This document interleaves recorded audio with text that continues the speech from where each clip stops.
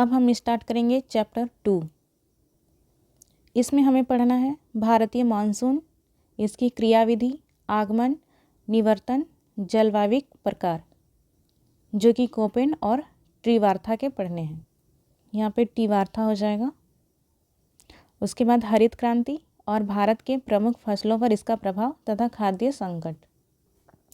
तो आज हम देखेंगे भारतीय मानसून और इसकी क्रियाविधि। तो पहला प्रश्न है, भारतीय मानसून की उत्पत्ति तथा इसकी क्रियाविधि की विवेचना करें। और ये जो प्रश्न है ये बैकलॉग 2024 में पूछ चुका है, तो ये इम्पॉर्टेंट बन जाता है। तो इसमें हम देखेंगे उत्पत्ति और इसकी क्रियाविधि। तो शुरू करते हैं। भारतीय जलवायु को केवल एक शब्द में अभिव्यक्त किया जा सकता है और वह है मानसून।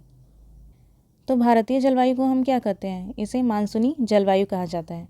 और भारत की जलवायु को मानसूनी जलवायु क्यों कहा जाता है?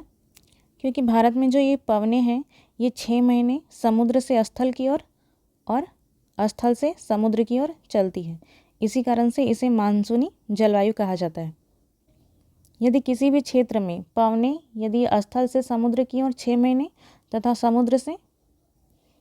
स्थल से समुद्र की ओर 6 महीने चले तो उसे मानसूनी पवनें ही कहा जाएगा। तो भारतीय जलवायु को केवल एक शब्द में अभिव्यक्त किया जा सकता है, वह है मानसून। मानसून का सीधा अर्थ होता है प्रचलित पवनों की दिशा में होने वाला परिवर्तन। तो मानसून का अर्थ क्या होता है? तो कोई भी पवन जिसकी दिशा में परिवर्तन होता है तो उसे ही मानसून कहा जाता है। मानसून शब्द की उत्पत्ति अरबी भाषा के मौसम शब्द से हुई है, जिसका शाब्दिक अर्थ होता है ऋतु। तो मौसम जो ये शब्द है इसी से मानसून शब्द की उत्पत्ति हुई है। और इसका अर्थ क्या होता है? मौसम का अर्थ, तो इसका अर्थ होता है ऋतु। अरब नाविकों द्वारा इसका प्रयोग उन हवाओं के लिए किया गया जो ऋतु परिवर्तन के साथ विपरीत दिशा में बहा करती हैं। तो इस शब्द का सबसे पहले प्रयोग, इस मौसम शब्द का सबसे पहले प्रयोग जो किया गया था ये अरब नाविकों के द्वारा किया गया था। और ये किसके लिए किया गया था? तो उन हवाओं के लिए किया गया था जो ऋतु परिवर्तन के साथ विपरीत दिशा में बहा करती है। तो मानसून का शाब्दिक अर्थ ही होता है विपरीत दिशा में बहने वाली पवनें। तो सर्वप्रथम अरब भूगोलवेत्ता अल मसूदी ने इन हवाओं के बारे में बताया। सबसे पहले किसने बताया? तो अल मसूदी ने। तो फिर से एक बार देख लेते हैं। तो भारतीय जलवायु को केवल एक शब्द में अभिव्यक्त किया जा सकता है और वह है मानसून। और मानसून का अर्थ क्या होता है? तो पवनों की दिशा में होने वाला परिवर्तन। और मानसून शब्द की उत्पत्ति अरबी भाषा के मौसम शब्द से हुई है, जिसका शाब्दिक अर्थ ऋतु होता है। और इसका प्रयोग अरब नाविकों के द्वारा किया गया था, जो उन हवाओं के लिए किया गया था जो ऋतु परिवर्तन के साथ विपरीत दिशा में बहा करती हैं। और सबसे पहले भूगोलवेत्ता अल मसूदी ने इन हवाओं के बारे में बताया था। फिर है भारतीय उपमहाद्वीप में यह परिवर्तन सुस्पष्ट है। भारत में मौसम परिवर्तन मुख्य रूप से हवाओं की दिशा पर निर्भर करता है और वर्षा की मात्रा तो मानसूनी हवाओं पर ही निर्भर है। तो जैसा कि मैंने बताया भारत में जो पवनें हैं ये 6 महीने स्थल से, ये हो गया भारत, और यहाँ पे 6 महीने पवनें जो है स्थल से समुद्र की ओर और 6 महीने समुद्र से स्थल की ओर जाती है। और यहाँ पे है विषुवत रेखा, भारत के नीचे विषुवत रेखा है। और भारत जो है ये उत्तरी गोलार्ध में स्थित है, उत्तरी गोलार्ध में। और जैसा कि आप जानते हैं फेरल के नियम के अनुसार उत्तरी गोलार्ध में पवनें जो हैं ये अपनी दाईं ओर मुड़ती हैं, कुछ इस प्रकार से। और दक्षिणी गोलार्ध में अपने बाएं ओर। और यही पवनें जो है आगे जा कर के ये भारत में मानसून लाती है। जब ये पवनें आगे जाती हैं तो ये 2 दिशाओं में बढ़ती है, पहली अरब सागर और दूसरा बंगाल की खाड़ी।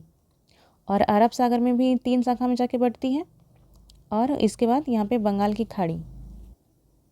तो ये यहाँ पे है। भारत में मौसम परिवर्तन मुख्य रूप से हवाओं की दिशा पर निर्भर करता है और वर्षा की मात्रा तो मानसूनी हवाओं पर ही निर्भर है। आरंभ से ही मानसूनी हवाओं की उत्पत्ति का समय, उसका प्रभाव तथा उससे होने वाली वर्षा की मात्रा की व्याख्या करने की कोशिश होती रही है, परंतु इसे पूर्णतः स्पष्ट नहीं किया जा सका है।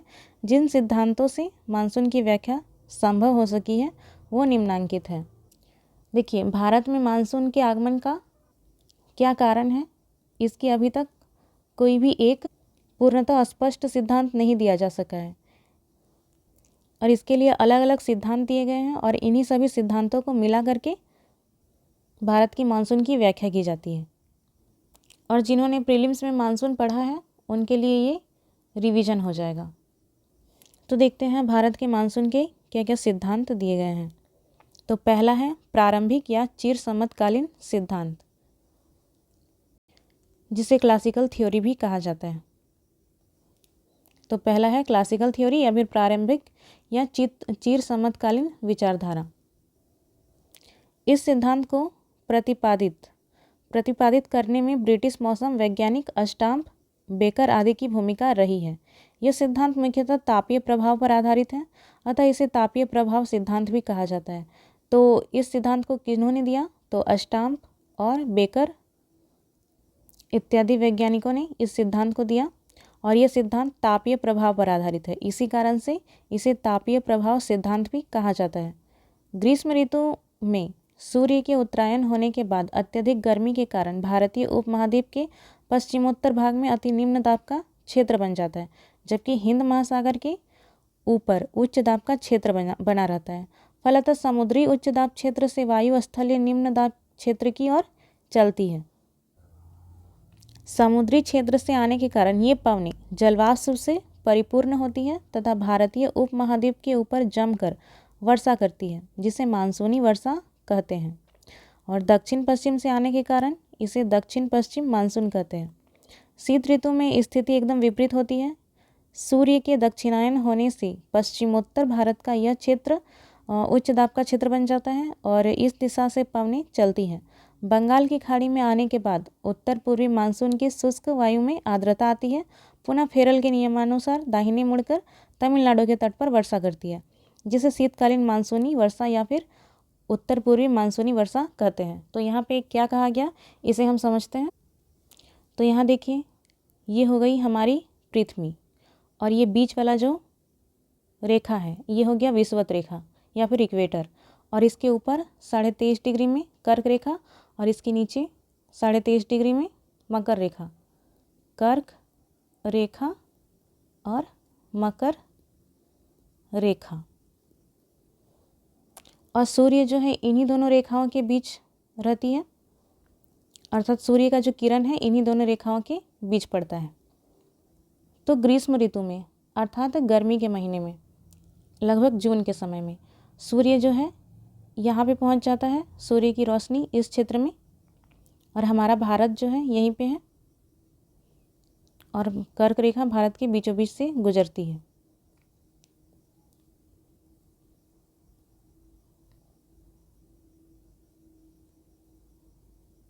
ये हो गया हमारा भारत। और सूर्य का जब उत्तरायण होता है अर्थात सूर्य की किरणें इस क्षेत्र में पड़ने लगती हैं तो यहाँ पे अत्यधिक गर्मी पैदा होती है और गर्मी पैदा होने के कारण इस क्षेत्र में निम्न दाब का क्षेत्र बनता है। निम्न दाब,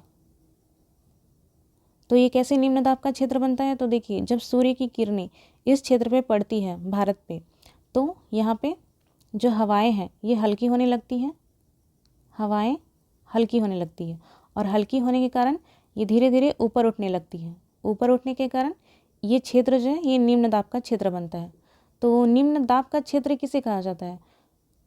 तो यदि कहीं पे 1013 मिली बार इतना दाब से अगर कम रहता है तो वहाँ पे निम्न दाब बनता है और इससे अधिक रहा तो वहाँ पे उच्च दाब का क्षेत्र बनता है। तो जब सूर्य का उत्तरायण होता है और सूर्य कर्क रेखा के बीचों बीच आती है तो यहाँ पे यहाँ की हवाएं हल्की होकर ऊपर उठने लगती है और ऊपर उठने के कारण यहाँ पे निम्न दाब का क्षेत्र बनता है। और हिंद महासागर में यहाँ पे बन जाता है उच्च दाब का क्षेत्र। ये जगह उच्च दाब का क्षेत्र बन जाता है।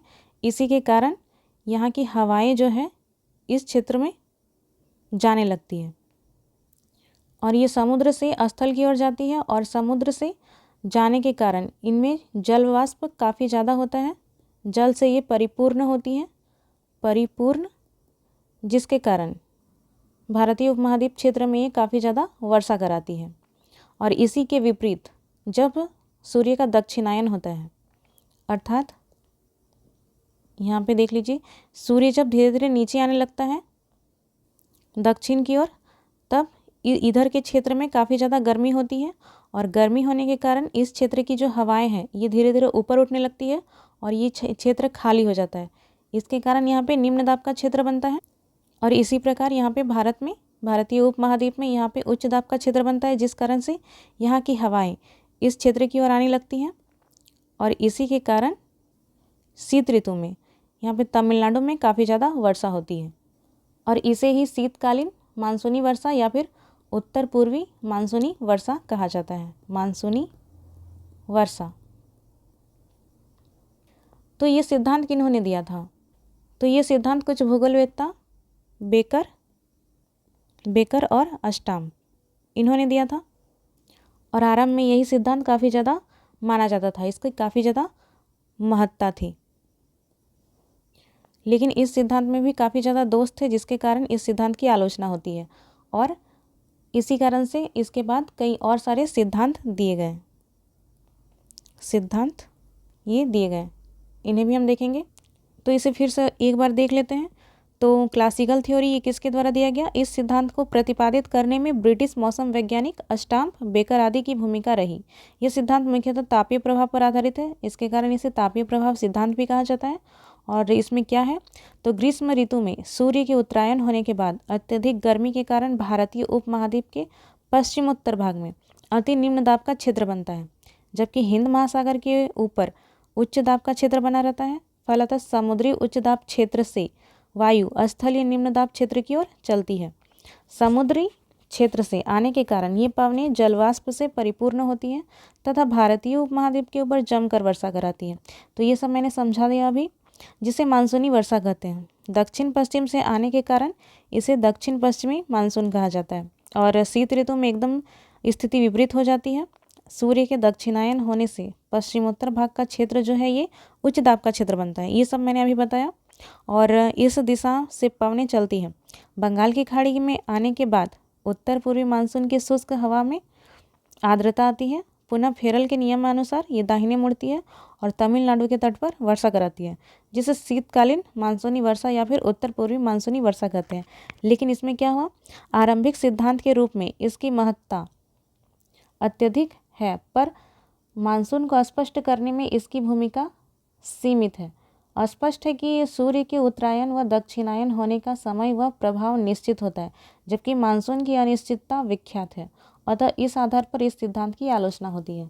तो देखिए, सबसे पहले तो जब ये सिद्धांत दिया गया तब इसका काफ़ी ज़्यादा वैल्यू था, लेकिन ये मानसून को स्पष्ट नहीं कर पाई, क्योंकि देखिए सूर्य का उत्तरायण और दक्षिणायन होने का जो समय था ये निश्चित था, फिर भी मानसून अनिश्चित था।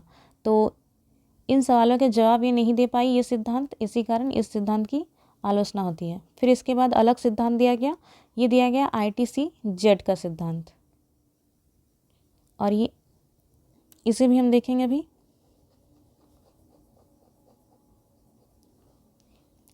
ITC-Z सिद्धांत, इसे शॉर्ट में ITC-Z थ्योरी लिखेंगे। यहाँ देखिए, ये हो गया हमारा पृथ्वी, और इसके बीच वाला जो ये रेखा है ये हो गया इक्वेटर या फिर विषुवतीय रेखा। और जब सूर्य की किरणें सीधे इस क्षेत्र पे पड़ती है इक्वेटर पे, तो यहाँ पे निम्न दाब का क्षेत्र बनता है, क्योंकि अत्यधिक गर्मी होने के कारण ये वाला जो क्षेत्र है यहाँ पे हवाएं ऊपर की ओर उठने लगती हैं, जिसके कारण यहाँ पे निम्न दाब का क्षेत्र बनता है। और ये क्षेत्र काफ़ी ज़्यादा शांत होता है, क्योंकि यहाँ से हवाएं उठ चुकी होती हैं। और यही जो बीच वाला क्षेत्र है, इसी क्षेत्र को ITC-Z कहा जाता है, inter tropical convergence zone, ITC-Z। यहाँ पे आप देख सकते हैं, देखिए ये विषुवत रेखा, और यहाँ यही वाला जो क्षेत्र है ये निम्न दाब का क्षेत्र है, और यही एक बेल्ट का निर्माण होता है, इसे ही ITC-Z कहा जाता है, इंटर ट्रॉपिकल कन्वर्जेंस जोन। तो इसे देखते हैं। दक्षिण पूर्वी व्यापारिक हवा तथा उत्तर पूर्वी व्यापारिक हवा विषुवत रेखा के पास मिलती है। इस मिलन क्षेत्र को अंतरा उपा अभिसरण क्षेत्र या फिर इंटर ट्रॉपिकल कन्वर्जेंस जोन कहते हैं, या फिर ITCZ। ऋतु परिवर्तन सूर्य के उत्तरायण व दक्षिणायन होने से के साथ ही, तो ऋतु परिवर्तन होने के साथ ही ITCZ की अवस्थिति भी बदलती है। यहाँ पे देखिए उत्तर पूर्वी व्यापारिक पवनी और यहाँ पे दक्षिण पूर्वी व्यापारिक पवनी, ये इस क्षेत्र में आकर के मिलती हैं, इस बेल्ट वाले क्षेत्र में, तो इसे ही ITCZ कहा जाता है। लेकिन जो ये ITCZ वाला जो क्षेत्र है ये हमेशा ही यहाँ पे नहीं होती है। ये जैसे जैसे ऋतु परिवर्तन होता है, अर्थात जब सूर्य दक्षिणायन होता है या फिर उत्तरायण होता है सूर्य का, तो इसकी स्थिति परिवर्तित होती है। जब सूर्य का उत्तरायण होता है अर्थात सूर्य उत्तर की ओर जाता है, तो ITCZ है ये जो है खिसक के उत्तर की ओर चला जाता है। और जब शीत ऋतु आती है अर्थात सूर्य दक्षिण की ओर जाता है, अर्थात सूर्य का दक्षिणायन होता है, तब ITCZ ये खिसक करके दक्षिण की ओर चला जाता है। जैसे कि यहाँ पे आप देख सकते हैं, ये बीच वाला हो गया इक्वेटर, और यहाँ पे देखिए लिखा हुआ है, ये जो ब्लू है ये जनवरी पोजीशन और ये जो ऑरेंज है ये है जुलाई पोजीशन। तो जब जुलाई का मौसम आएगा अर्थात ग्रीष्म ऋतु, तब ये ITCZ जो है ये यहाँ से खिसक करके ऊपर की ओर चला जाता है। आपको भारत में ही देखना है क्योंकि हम भारतीय मानसून को पढ़ रहे हैं इसीलिए। और जब दक्षिण में सूर्य की स्थिति होगी अर्थात जनवरी पोजीशन, तब देखिए यहाँ पे ये ITCZ ये खिसक करके दक्षिण की ओर चला जाता है। ITCZ की भी महत्वपूर्ण भूमिका है भारतीय मानसून में, तो इसे फिर से देख लेते हैं। दक्षिण पूर्वी व्यापारिक पवनी तथा उत्तर पूर्वी व्यापारिक पवनी विषुवत रेखा के पास मिलती है। इस मिलन क्षेत्र को ही अंतरा उप अभिसरण क्षेत्र या फिर ITCZ कहा जाता है। ऋतु परिवर्तन के उत्तरायण ऋतु परिवर्तन अर्थात सूर्य के उत्तरायण या फिर दक्षिणायन होने से के साथ ही ITCZ की अवस्थिति भी बदलती है। अभी हमने देखा यह ग्रीष्म ऋतु में विषुवत रेखा के ऊपर एवं शीत ऋतु में दक्षिण की ओर खिसकता है, तो ये भी हमने देखा। जुलाई में ITCZ 20 डिग्री से 25 डिग्री नॉर्थ तक चला जाता है। फलतः दक्षिण पूर्वी व्यापारिक पवनी विषुवत रेखा को पार कर फेरल के नियमानुसार दाएं मुड़कर उत्तर पूर्वी दिशा में बहने लगती हैं। यही वायु दक्षिण पूर्वी मानसून के रूप में भारतीय उपमहाद्वीप पर अत्यधिक वर्षा लाती है। तो ये बीच वाला भाग हो गया विषुवत रेखा। तो यहाँ पे काफ़ी ज़्यादा गर्मी पड़ती है जब सूर्य यहाँ पे रहता है, और इसी कारण से ये क्षेत्र निम्न दाब का क्षेत्र बनता है। और निम्न दाब क्षेत्र बनने के कारण यहाँ की जो हवाएं हैं ये ऊपर चली जाती है, ऊपर उठने लगती हैं, और उसके बाद इधर के उपोष्ण क्षेत्र की जो हवाएं हैं ये भरने के लिए इस क्षेत्र को आती है। इसी प्रकार से दक्षिणी गोलार्ध में भी होता है। यहाँ पे इस क्षेत्र की हवाएं इस क्षेत्र को भरने के लिए आती हैं, क्योंकि ये क्षेत्र उच्च दाब का क्षेत्र बनता है और यहाँ भी उच्च दाब का क्षेत्र बनता है, और ये वाला जो क्षेत्र है ये निम्न दाब का क्षेत्र बनता है। तो यहाँ हो गया निम्न दाब का क्षेत्र और यहाँ हो गया उच्च दाब का क्षेत्र। तो हवाएं क्या करेंगी, उच्च दाब से निम्न दाब की ओर आएंगी निम्न दाब के क्षेत्र को भरने के लिए, कुछ इस प्रकार से। यहाँ पे देखिए पहले से दिया हुआ है कुछ इस प्रकार से, और नीचे में भी कुछ इस प्रकार से। और यहाँ हो गया हमारा कर्क रेखा और यहाँ मकर रेखा, और यहाँ हो गया हमारा भारत। कुछ इस प्रकार से हमारा भारत है। तो जब देखिए यहाँ पे हवाएं कुछ इस प्रकार से चल रही है, तो भारतीय मानसून की दिशा इस प्रकार से कैसे हुई, तो इसे भी समझते हैं कि भारतीय मानसून जो है इसकी दिशा इस प्रकार से कैसे हुई। तो मैंने अभी बताया कि जब सूर्य का उत्तरायण होता है अर्थात सूर्य ऊपर की ओर जाने लगती है, अर्थात सूर्य का किरण ऊपर की ओर पहुँचने लगता है, तो रियल में क्या है, सूर्य कहीं आता जाता नहीं है। सूर्य की जो किरण है ये इस प्रकार से यहाँ पे पड़ती है, क्योंकि पृथ्वी जो है ये झुकी हुई है, जिसके कारण सूर्य की जो किरणें हैं ये कभी इस क्षेत्र पे पड़ती है, कभी यहाँ पे, कभी यहाँ पे। तो इसका भी एक अस्पेसिफिक समय है।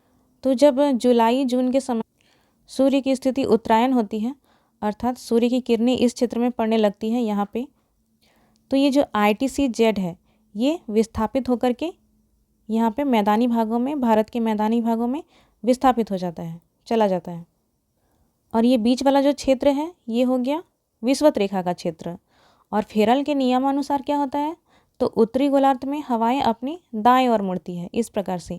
तो ये जो दक्षिणी व्यापारिक पवनें हैं, दक्षिणी पूर्वी व्यापारिक पवनें, यही पवनें उत्तरी गोलार्ध को पार करके इस प्रकार से फेरल के नियमानुसार इधर मुड़ जाती है अपने दाएं ओर, क्योंकि ITCZ जो है ये खिसक के यहाँ पे भारत के मैदानी क्षेत्रों में चली जाती है ऊपर में, लगभग 20 से 25 डिग्री, 20 से 25 डिग्री नॉर्थ उत्तर की ओर। और यही व्यापारिक पवनें मानसून का रूप लेकर के आती है और भारत के क्षेत्र में वर्षा कराती है। तो हमने क्या देखा, दक्षिणी पूर्वी व्यापारिक पवनें तथा उत्तर पूर्वी व्यापारिक पवनें विषुवत रेखा के पास मिलती है और इसे ही ITCZ कहा जाता है।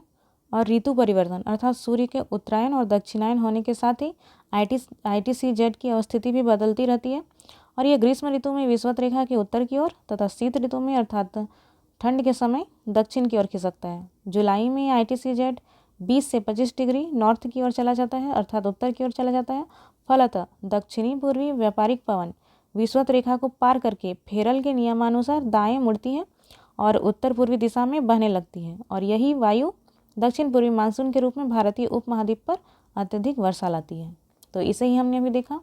इसके बाद आगे है जेट स्ट्रीम सिद्धांत। अब इसे कब दिया गया था, तो इसे द्वितीय विश्व युद्ध के समय दिया गया था। अर्थात इसका जो नाम है जेट, ये कब पड़ा था, तो द्वितीय विश्व युद्ध के बाद। अब इसे भी समझते हैं। तो इस सिद्धांत का प्रतिपादन द्वितीय विश्व युद्ध के बाद हुआ, जिससे मानसून को थोड़े और अस्पष्ट ढंग से समझा जा सका। जेट स्ट्रीम ऊपरी क्षोभ मंडल में चलने वाली तीव्र हवा की धारा है जो निम्न वायुमंडल के दाब व वायुमंडलीय दशाओं पर नियंत्रण रखता है या फिर प्रभाव डालता है।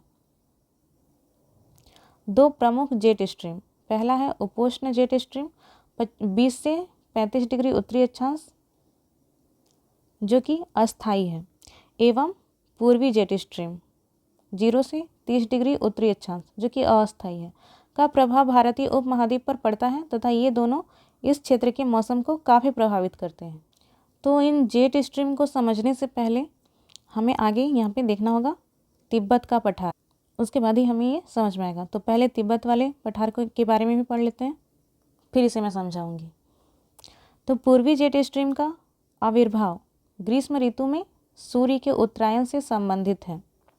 अत्यधिक सूर्यताप विकिरण से तिब्बत पठार की ऊपरी वायु तेजी से गर्म होकर ऊपर आने के सादृक प्रभाव से यह वायु नीचे बैठने लगती है। यहाँ भी हो जाएगा सामुद्रिक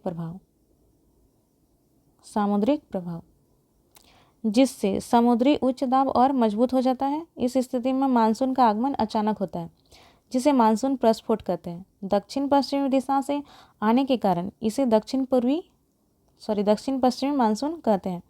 शीत ऋतु में पूर्वी जेट स्ट्रीम अनुपस्थित होता है और इसका स्थान उपोष्ण जेट स्ट्रीम दिशा पश्चिम से पूर्व, ये उपोष्ण जेट स्ट्रीम की दिशा है पश्चिम से पूर्व, ये ले लेता है।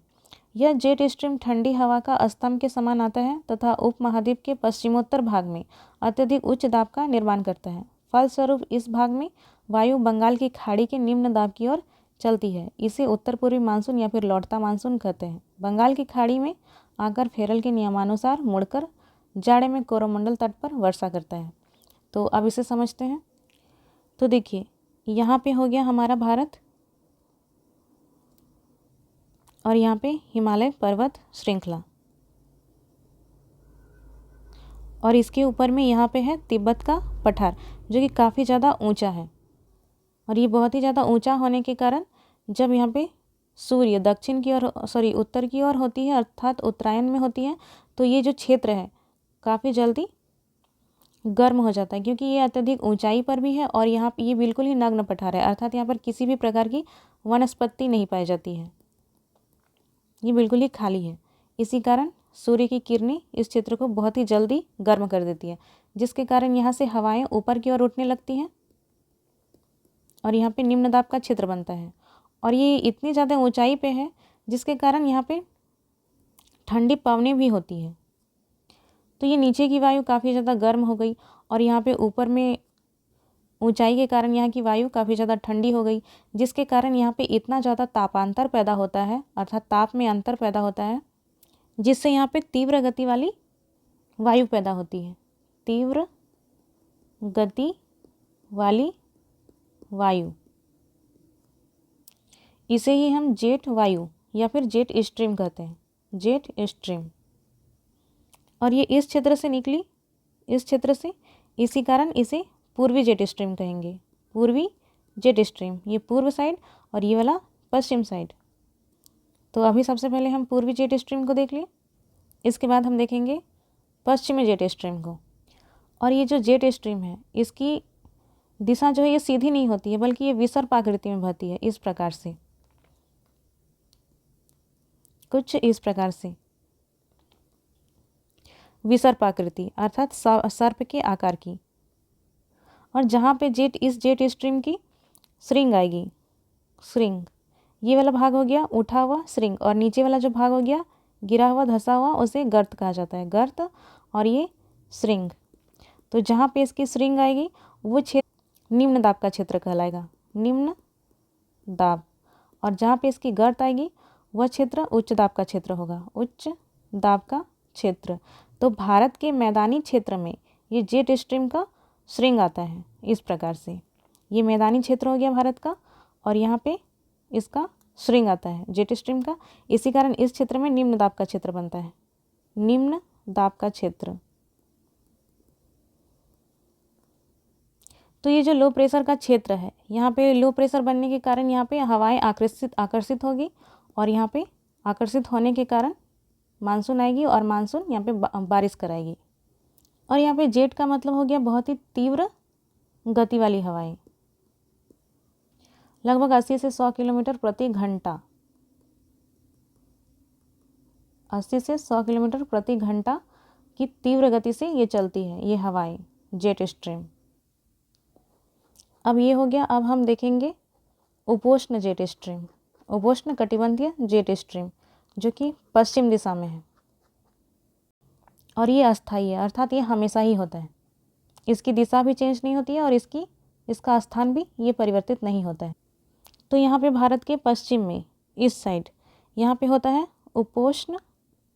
उपोष्ण कटिबंधीय जेट स्ट्रीम, जेट स्ट्रीम, इस क्षेत्र में।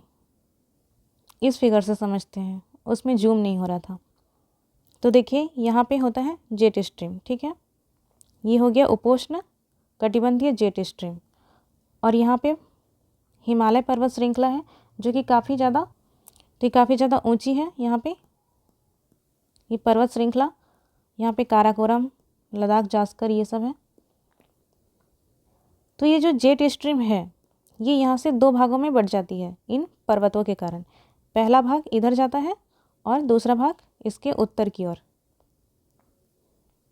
लेकिन जब सूर्य का उत्तरायण होता है और ITCZ ये घिसक करके यहाँ पे भारत के मैदानी क्षेत्रों में आ जाता है, तब यहाँ व्यापारिक पवनें जो है, दक्षिण व्यापारिक पवनें, वो इस क्षेत्र में आने लगती है, जिसके कारण से ये जो जेट स्ट्रीम की ये शाखा है, दूसरी शाखा, ये नीचे वाली शाखा, ये भी खिसक करके ऊपर भाग जाती है, उत्तर की ओर चली जाती है। और इसी कारण से ये इन हवाओं को और ज़्यादा तेज़ी से खींचने लगती है जब ये जेट स्ट्रीम उत्तर की ओर चली जाती है। और खींचने के कारण जो मानसूनी पवनें हैं ये भारत की ओर आगे बढ़ने लगती है और पूरे भारत में वर्षा कराती है। तो पूर्वी जेट स्ट्रीम तिब्बत के पठार के पास और पश्चिमी जेट स्ट्रीम इधर भारत के पश्चिम में।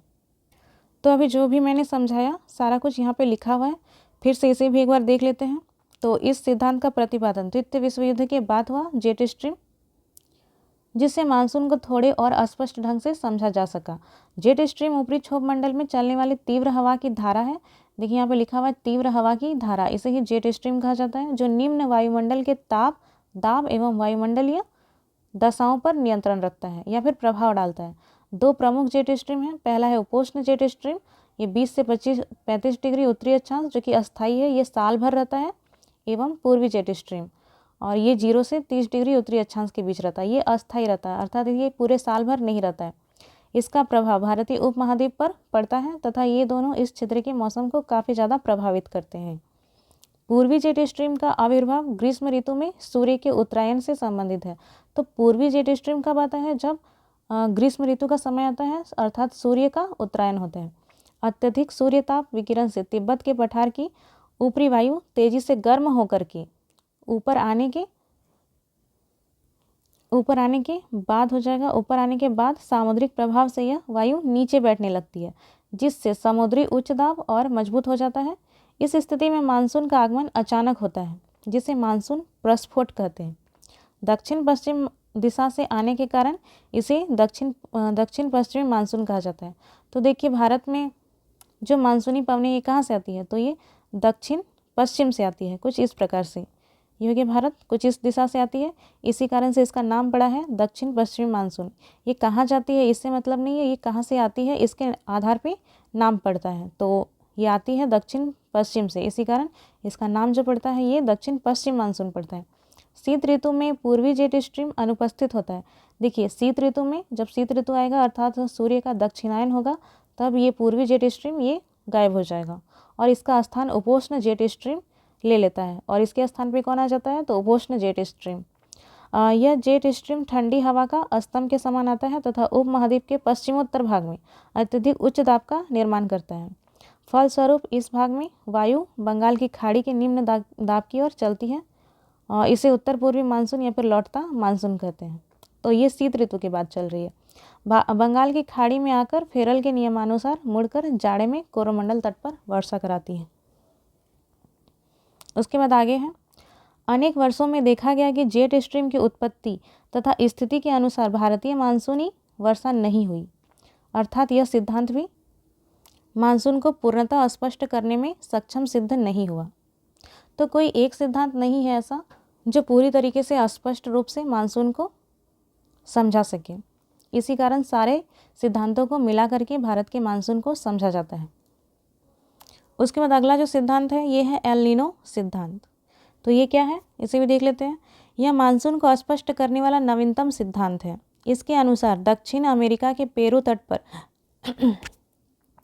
पर चलने वाली गर्म जलधारा एल नीनो का प्रभाव भारतीय मानसून पर पड़ता है। यह 4 से 5 वर्षों के अंतराल पर उत्पन्न होती है। यहाँ पे आप 3 से 7 कर लीजिएगा, 3 से 7 वर्षों के अंतराल पर उत्पन्न होती है। इस धारा का प्रभाव हिंद महासागर तक आ जाता है। तो हिंद महासागर में बनने वाला उच्च वायुदाब कमज़ोर होता है और दक्षिण पश्चिम मानसून का प्रभाव कम हो जाने के कारण भारत में सूखे की स्थिति उत्पन्न हो जाती है। कम हो जाने के कारण भारत में सूखे की स्थिति उत्पन्न हो जाती है। तो इसे भी देख लेते हैं, ये क्या होता है। यहाँ पे देखिए, ये भारत हो गया, ये अफ्रीका और ये भी दक्षिण अमेरिका।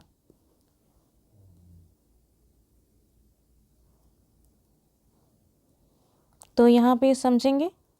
और देखिए, भारत जो है ये गोल है, ये मैप इस प्रकार गोल आ जाएगा। तो यहाँ पे ऑस्ट्रेलिया आ जाएगा। तो यहाँ पे है विषुवत रेखा अर्थात इक्वेटर या फिर भूमध्य रेखा। अगर आपने जलधारा पढ़ा है तो ठीक है, और नहीं पढ़ा तो मैं बता दे रही हूँ। कोई भी जलधारा जो विषुवत रेखा से निकलती है वो गर्म जलधारा होती है और ध्रुवों की ओर से जो बहती है वो ठंडी जलधारा होती है। और ये जलधारा होता क्या है, तो देखिए, यहाँ पे व्यापारिक पवनें चलती हैं कुछ इस प्रकार से।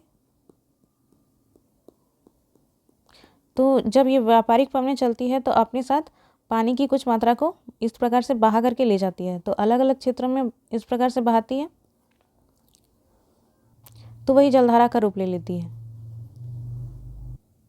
तो यहाँ पे जो जलधारा स्थित है ये गर्म जलधारा होती है, क्योंकि ये विषुवत रेखा से ध्रुवों की ओर आती है और इधर से जो ध्रुवों से विषुवत रेखा की ओर जाती है वो ठंडी जलधारा होती है।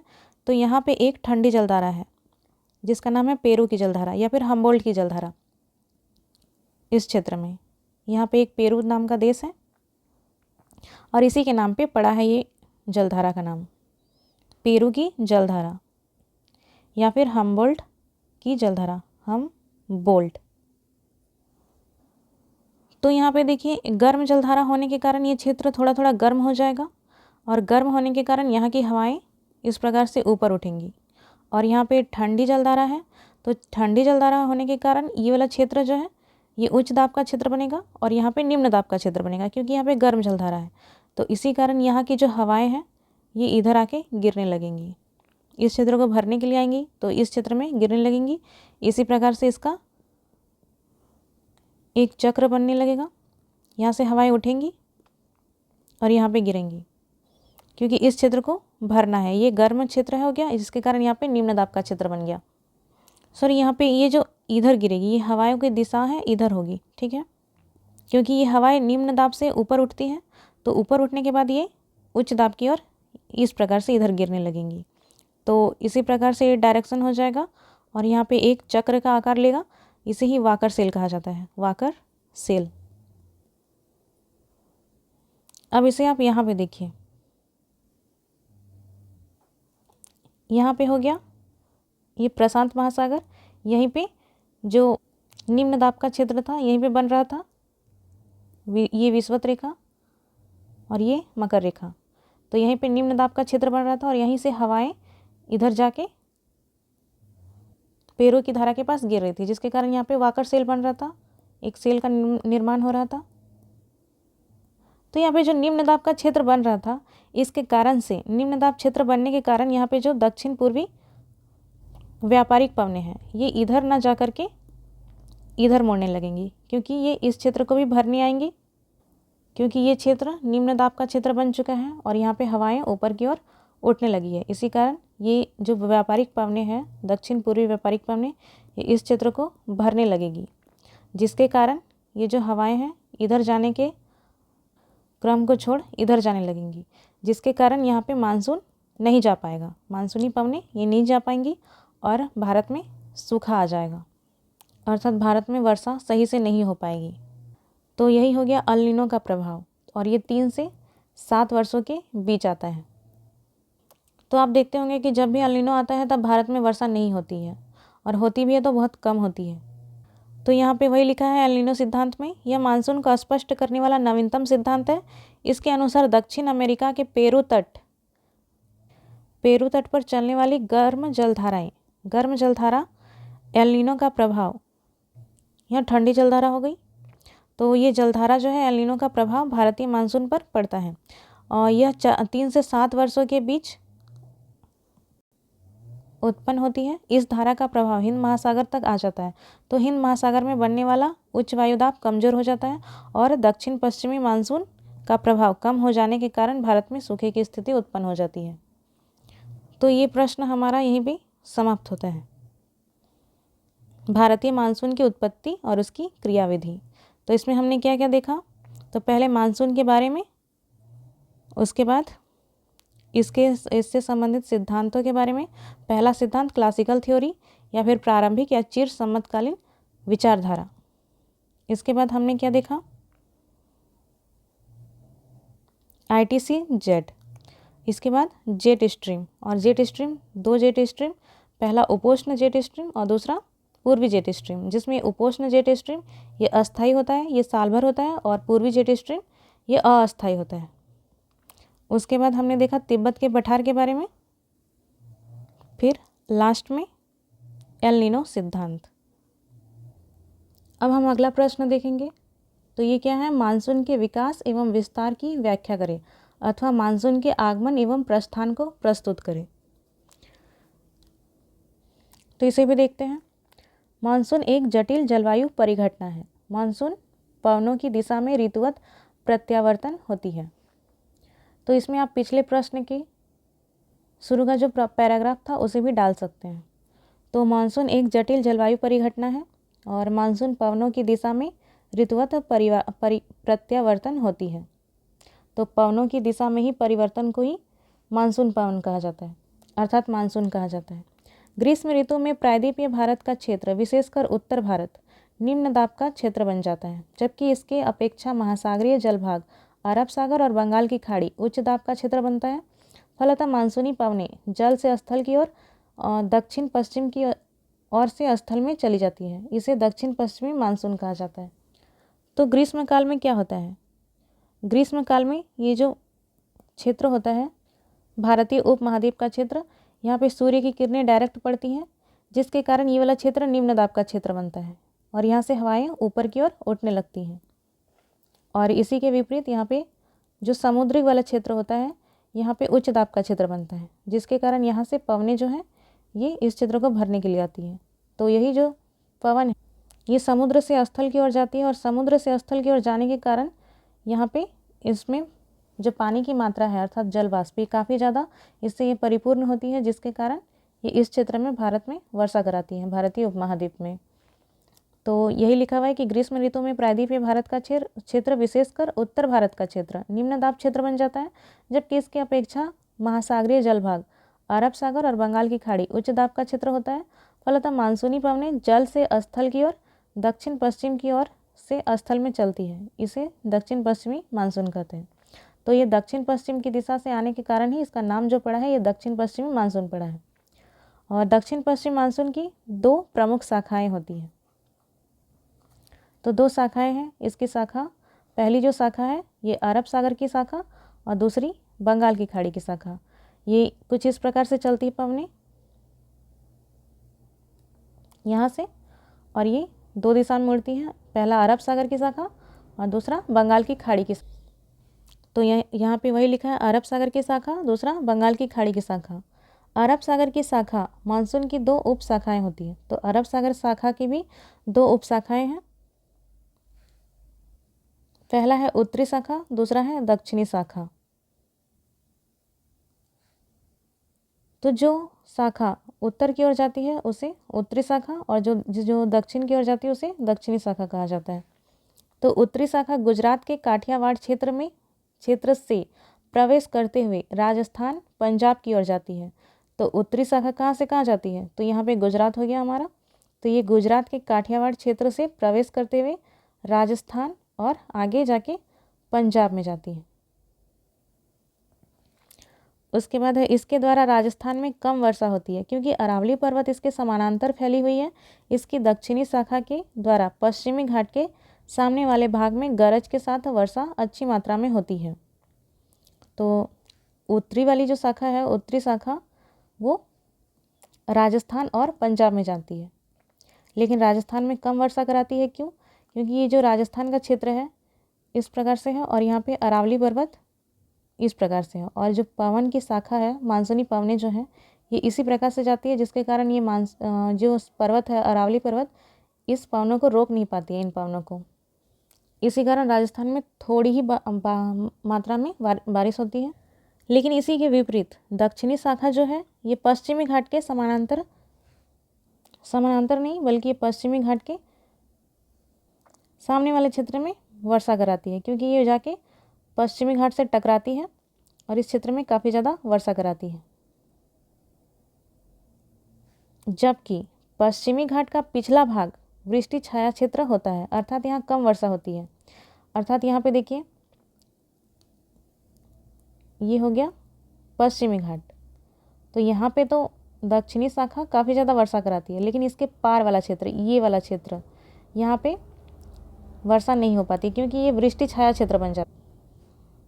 यहाँ पे बहुत ही ऊंचे ऊंचे पर्वत हैं। इन पर्वतों से जब ये शाखा टकराती है तो इस क्षेत्र में धीरे धीरे ये ऊपर उठने लगती है, और ऊपर उठने के बाद ये अपनी जितनी भी वर्षा की मात्रा है ये इसी क्षेत्र में बारिश करा देती है। और ये वाला जो क्षेत्र है यहाँ पे ये पवनें नहीं पहुँच पाती हैं, अर्थात ये बादल जो है इस क्षेत्र में नहीं पहुँच पाते, जिसके कारण यहाँ पे वर्षा नहीं हो पाती। ये वृष्टि छाया क्षेत्र बनता है। वृष्टि का अर्थ हो गया वर्षा और छाया अर्थात छाया, तो वर्षा का छाया अर्थात यहाँ पे वर्षा नहीं बना। बंगाल की खाड़ी शाखा की दो उप शाखाएं होती है। एक शाखा उत्तर पूर्वी भारत की पहाड़ियों म्यांमार की ओर जाती है। यही शाखा म्यांमार में अराकाम योमा पहाड़ी से टकरा करके पश्चिम की ओर जाती है। इसकी एक उप शाखा सिक्किम पहाड़ियों की ओर जाती है तथा दूसरी उप शाखा गंगा के मैदानी भाग की ओर प्रवेश करती है। तो यहाँ पे देखिए ये हो गया अरब सागर की शाखा, ये अरब सागर की शाखा और ये बंगाल की खाड़ी की शाखा। और अरब सागर की शाखा के भी दो शाखा उपशाखा है, पहला दक्षिणी और दूसरा उत्तरी। तो उत्तरी जो शाखा है ये राजस्थान और पंजाब में जाती है, लेकिन राजस्थान में अरावली पर्वत के समानांतर होने के कारण यहाँ पे इस क्षेत्र में काफ़ी कम वर्षा कराती है। और जो दक्षिणी शाखा है ये पश्चिमी घाट से टकरा करके इस क्षेत्र में काफ़ी ज़्यादा वर्षा कराती है। उसके बाद यहाँ पे है बंगाल की खाड़ी की शाखा। तो इसकी भी दो उप शाखाएँ हैं। पहला जो शाखा है ये जाती है गंगा के मैदानी क्षेत्रों में, यहाँ पे आप देख सकते हैं। और उसके बाद और एक शाखा जो है ये जाती है पूर्वी भारत में, और ये यहाँ पे अराकान योमा पर्वत है और इसी पर्वत से ये टकरा करके इस क्षेत्र में काफ़ी ज़्यादा वर्षा कराती है। और यहाँ पे सबसे ज़्यादा यहाँ पे मेघालय में वर्षा होती है। यहाँ पे आप देख सकेंगे ये हो गया मेघालय। यहाँ पे गारो, खासी और जयंतिया पहाड़ी है और इन्हीं के बीच ये शाखा फंस के यहाँ पे काफ़ी ज़्यादा वर्षा कराती है। इसीलिए मेघालय के मासिन राम यहाँ पे विश्व में सर्वाधिक वर्षा होती है। तो यहाँ पे वही है कि इसकी एक शाखा सिक्किम पहाड़ियों की ओर जाती है तथा दूसरी उपशाखा गंगा के मैदानी भाग में प्रवेश करती है। बंगाल की खाड़ी की दूसरी शाखा पश्चिम दिशा में गंगा के मैदानी भाग की ओर जाती है तथा यहाँ पहले की शाखा से मिल जाती है। मानसून की अरब सागर शाखा तथा बंगाल की खाड़ी की शाखा पंजाब में पहुंचकर मिल जाती है। तो बंगाल की खाड़ी की जो दूसरी शाखा है जो गंगा के मैदान की ओर जाती है, ये आगे जाती हुई अरब सागर की दूसरी शाखा जो कि उत्तरी शाखा है, ये आपस में पंजाब में मिलती है। ये हो गया पंजाब प्लेन, ये पंजाब का मैदान, यहाँ पे ये दोनों शाखाएं आपस में मिलती है और इस क्षेत्र में वर्षा कराती है। और बंगाल की खाड़ी की शाखा जो है ये इस शाखा से मिलने से पहले यहाँ पे जब जाती है तो यहाँ पे छोटा नागपुर पठार से टकराकर छोटा नागपुर पठार में वर्षा कराती है।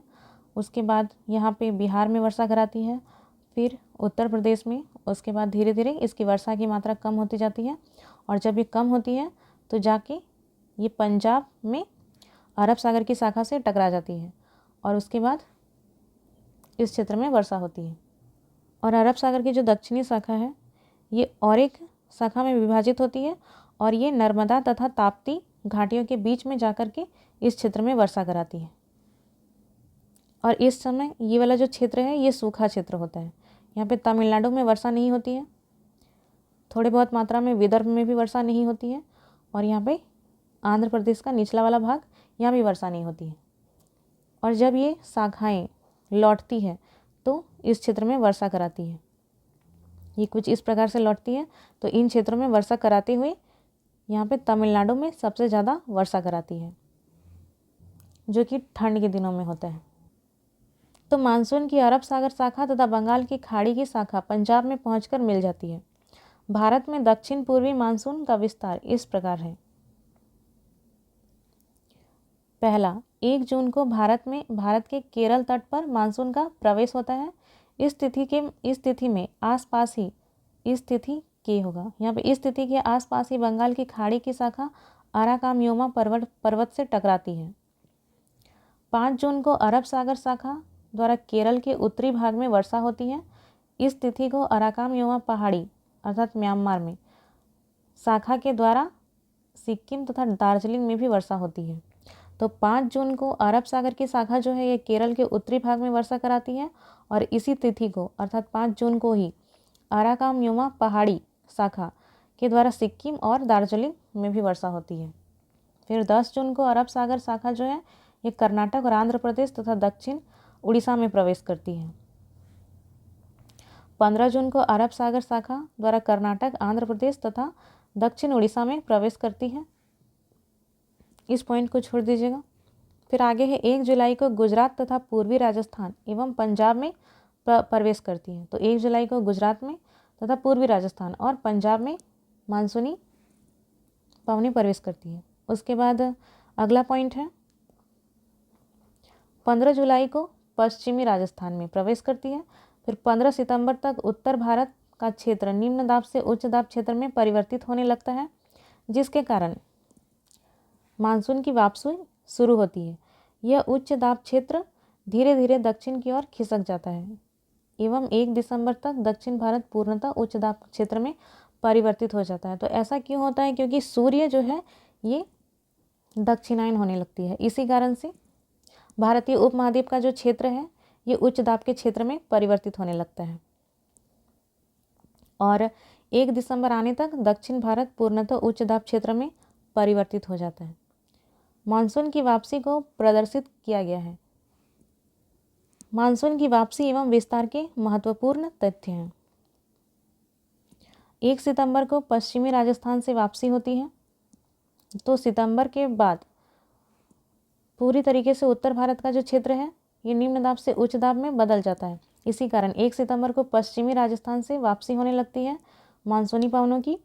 फिर 15 सितंबर को पूर्वी राजस्थान तथा गुजरात से वापसी होती है तथा 1 अक्टूबर को उत्तर प्रदेश, मध्य प्रदेश तथा महाराष्ट्र के भागों से वापसी होती है। 15 अक्टूबर को आंध्र प्रदेश और कर्नाटक आदि भागों से वापसी होती है।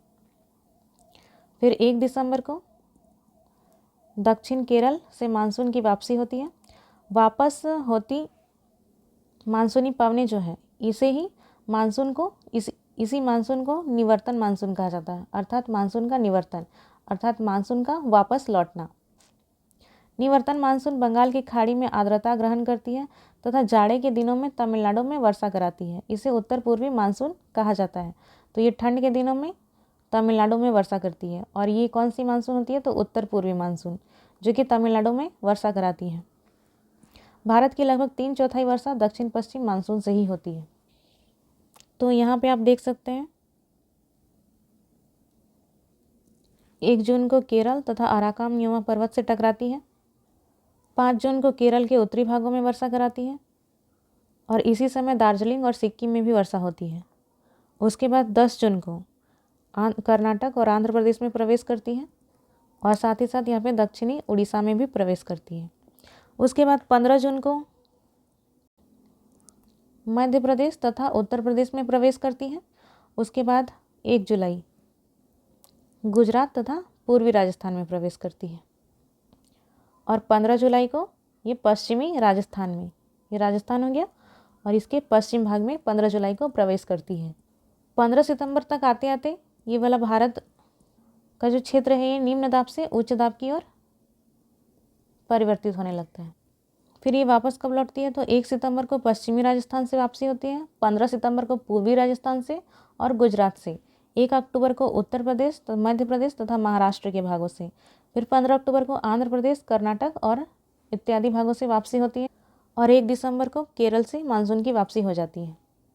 तो ये प्रश्न भी हमारा समाप्त होता है। तो इसमें हमने पहले क्या देखा?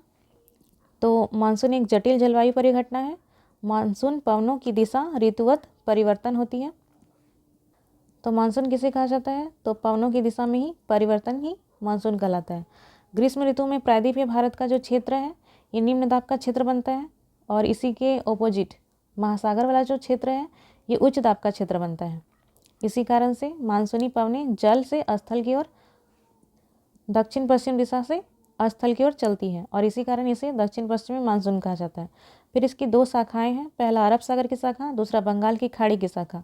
अरब सागर की शाखा की 2 उपशाखाएं हैं, उत्तरी शाखा और दक्षिणी शाखा, जिसमें से उत्तरी शाखा गुजरात के काठियावाड़ क्षेत्र में प्रवेश करके राजस्थान और पंजाब की ओर जाती है, जिसमें राजस्थान में ये कम वर्षा कराती है क्योंकि अरावली पर्वत जो है इसके समानांतर फैली है, इसी कारण इन पवनों को रोक नहीं पाती है। इसकी दक्षिणी शाखा पश्चिमी घाट से टकरा करके काफ़ी ज़्यादा वर्षा कराती है गरज के साथ अच्छी मात्रा में, जबकि पश्चिमी घाट का पिछला भाग ये वृष्टि छाया का क्षेत्र बनता है और यहाँ पे कम वर्षा होती है।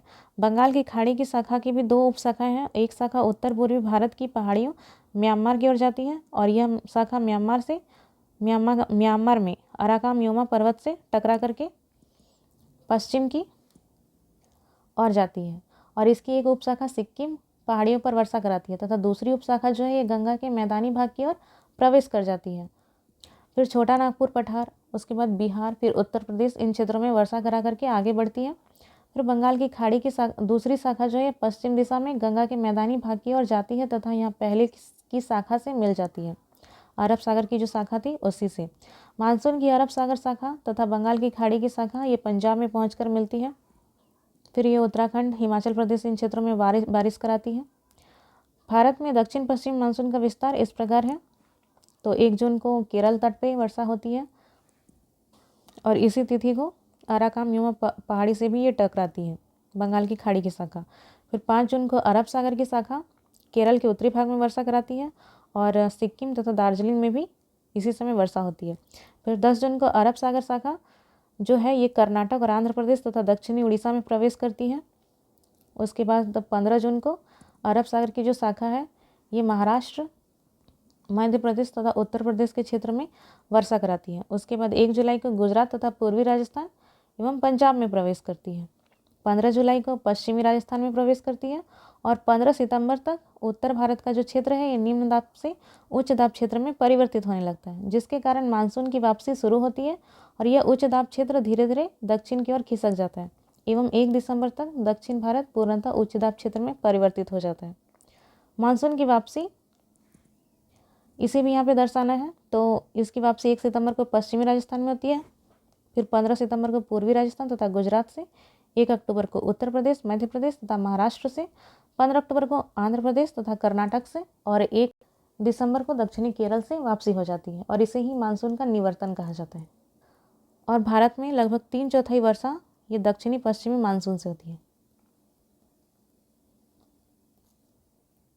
और 20 से 21% वर्षा ये उत्तर पूर्वी मानसून से, उत्तर पूर्वी मानसून अर्थात लौटता हुआ मानसून से होती है और 3% वर्षा ये पश्चिमी विक्षोभ से, पश्चिमी विक्षोभ से होती है।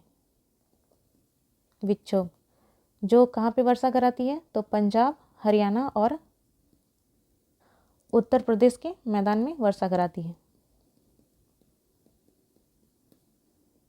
तो ये प्रश्न भी समाप्त होता है। इसका यहाँ पे फिगर भी दिया हुआ है।